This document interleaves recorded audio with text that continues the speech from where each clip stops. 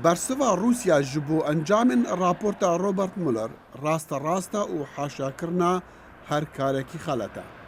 راپۆرتە لێکۆلەری تایبەت مولەر گەهشتیەوەی ئەنجامی و رووسیا دەستێخوا کریە هەڵبژارتنی سەرۆکاتیە ئەمریکا لە 2016 بە شێوەیەکی سیستماتیک.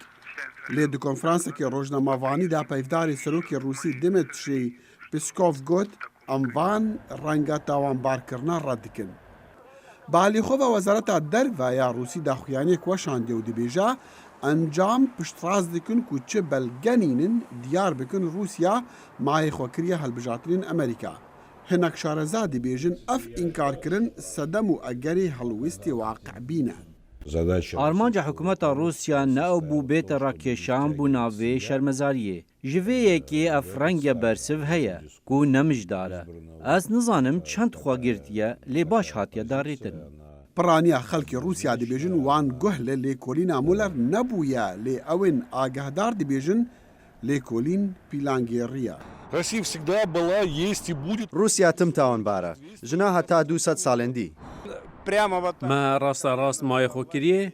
Ne, ez bawer nakim. Me daha jêrenî ne. Для меня это как сплетни. Bi baweriya min ew gotgot e.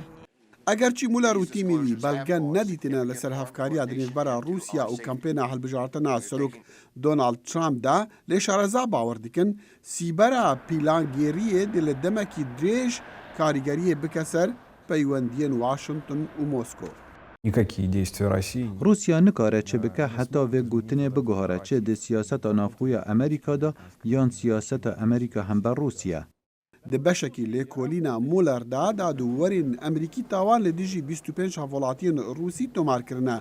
Piraniya wan efserên leşkerê Rûsya ne hakkerên internetê û sê saziyên Rûsî ji ber destêwerdana wan di hilbijartinên 2016 serokatiya Amerîka da.